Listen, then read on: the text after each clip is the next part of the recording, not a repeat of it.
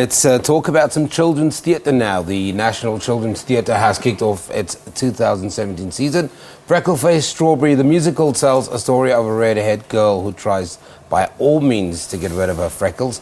The message of the production is accept the skin you're in. To tell us more, we're joined by cast members Kirsty Marlier, who plays a Freckleface Strawberry, and Sezo Khadebo, who plays Emily and Rockstar. Ladies, thank you very much for joining me. Thank you so much.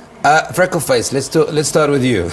Kirsty, talk to me about the production. It's been running for a while, and the story is really about accepting yourself. Yes, it is. It's been a wonderful process. It's a musical, so there's singing, there's dancing, there's choreography.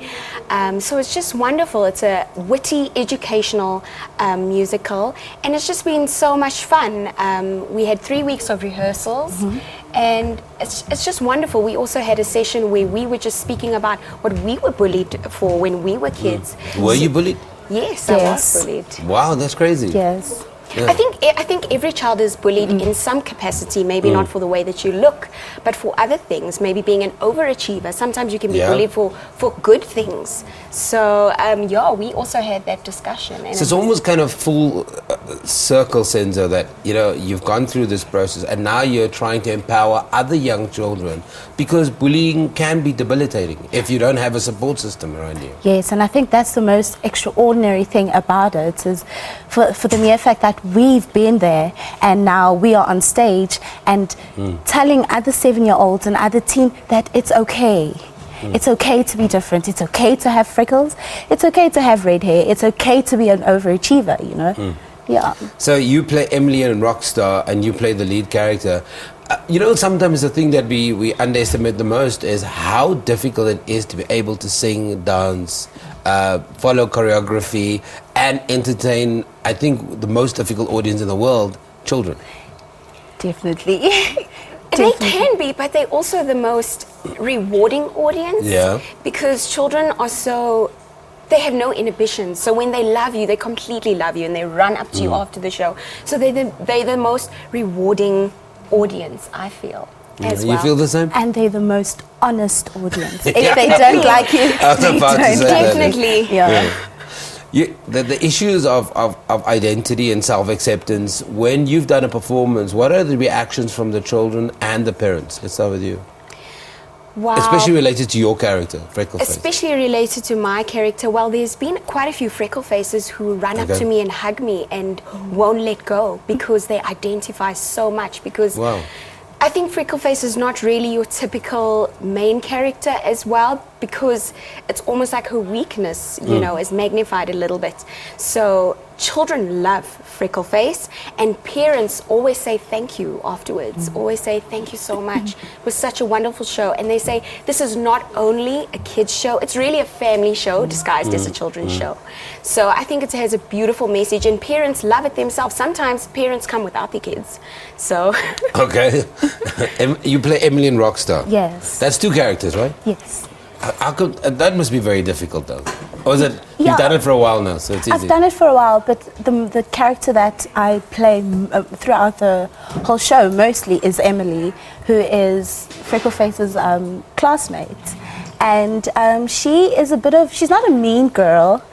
She's sassy. She's very sassy. And she makes fun of Freckleface sometimes, but not coming from a bad place. When I looked at the character, I see her as she also has her own insecurities, and she hides them and tries to take the attention away from herself by making fun of Freckleface.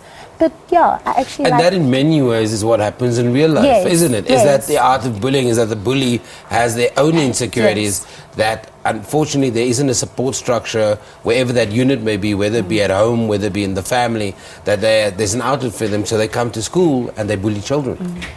Or we get that sense at least. Yes, absolutely. You've got a camp that you also do with kids. Can you tell me a little bit more about that?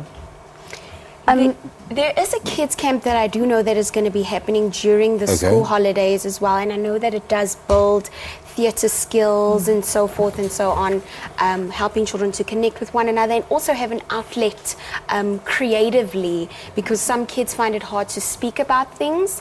So drama is just a way where you can release maybe negative energy in a positive way, where you feel lighter at the end of it. So I know about that camp.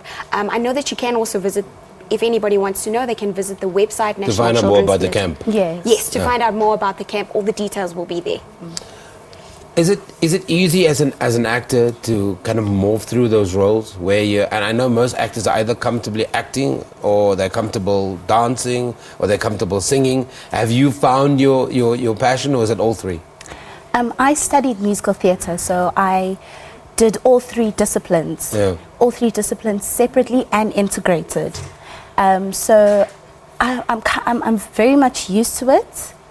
It's over the years you just get used to, you know, the singing, dancing and acting and everything integrated. It's just Okay.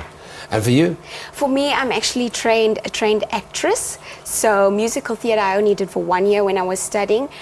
Choreography, I won't lie, is not my strongest point, but the moment everything starts coming together, it feels quite natural. Yes. So, it's been good. I think for me, though, my strongest point is definitely my acting.